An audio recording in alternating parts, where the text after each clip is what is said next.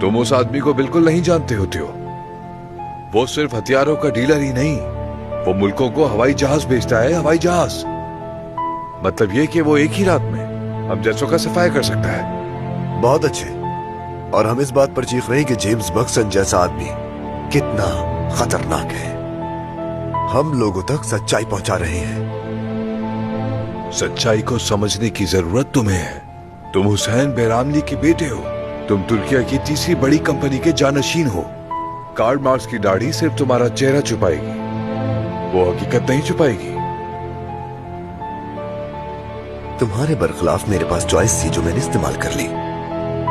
तुम बेरामली के भतीजे ज़करिया हो और मैं सिर्फ तोमान हूं।